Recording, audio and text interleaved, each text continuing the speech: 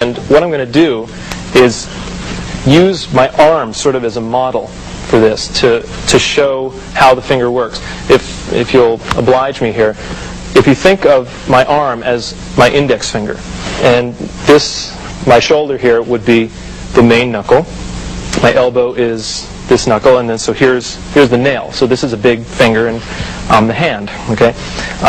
Now this, you can imagine, this leg is the string that I'm playing on, and then this string is the next string below. So this would be like, say, the G string, and this would be the D string. And when we're doing free stroke, like I said, you want to play this string and then avoid that string. Okay. Now, we've already said that we want to move from this joint. Okay. And if this joint is pretty much above the string you're playing, then you can do that. You can move the whole finger like this and avoid hitting this string. Now, if this knuckle isn't in the right position, then you can't move from this joint even if you want to. Let's say that my hand position is back a little bit so that the relaxed curved position is actually behind the string that I want to play. Well, then I have to stretch the finger to reach the string. Now from here, if I move from this joint, I get a rest stroke. Okay? But if you tell your hand, don't do a rest stroke, do a free stroke, what it will instinctively do is this. So the motion's coming from here, and actually this joint is moving in the wrong direction. It's moving away from the fist-like motion. Okay? And if you start playing like that, then you have to pull the finger back, and there's energy involved in the whole motion, whereas this, just energy is involved in the actual pluck. Now, the same thing, if you're too curved, if you're too close, then you can't move through without hitting this, and you end up locking this and just moving from here. And let me show you that on the guitar so you can see how it would work. If this is a normal free stroke, now if my hand is too far back like this, then I have to stretch. Watch my index finger. I have to stretch to the string. Now, to move from here, that's a rest stroke, but if I tell my finger, no, do a free stroke, then it'll go like that. Okay? And then I have to put it back down. And likewise, if I'm too close, I can't move through. I have to go like this. Now, in addition to being not a very efficient motion, you might have noticed that the sound wasn't very good. The sound got a lot thinner.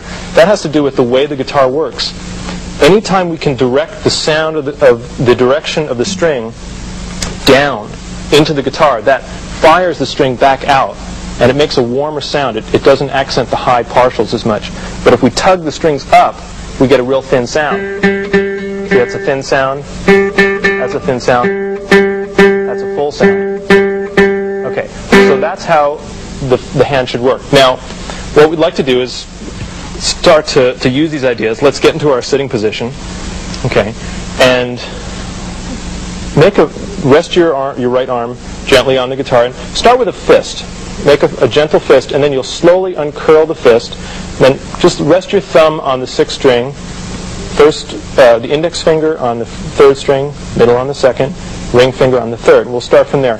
Now, what we'll do is we'll start moving the index finger, and think of it moving from here. You want to see where your position is. If you're too far back or too close, it's not going to work correctly.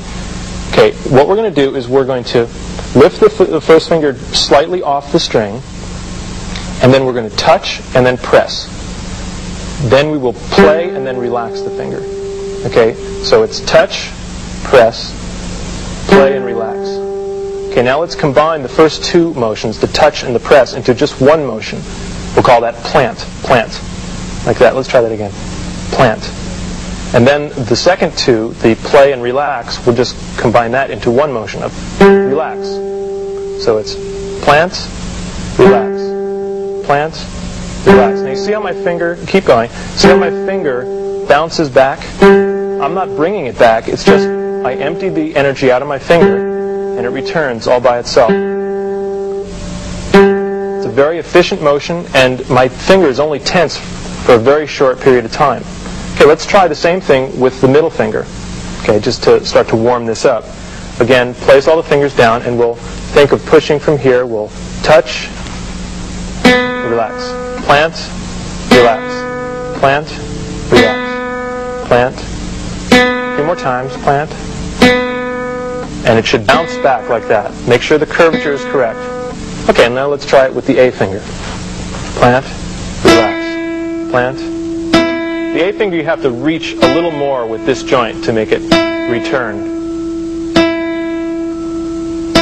Okay, good. Now let's try all three fingers, a block chord with I, M, and A.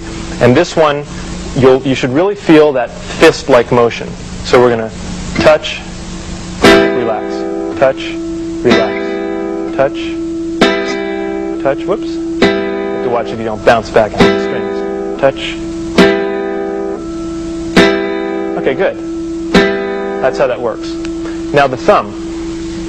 The thumb can be problematic sometimes for some people. With the position, you should always have your thumb position work around your finger position. A lot of people will set their thumb position and that will mess up their fingers. I think it's always good to get your fingers working well, and then your thumb has a lot of room to move around and it can adjust for things. We're going to start with the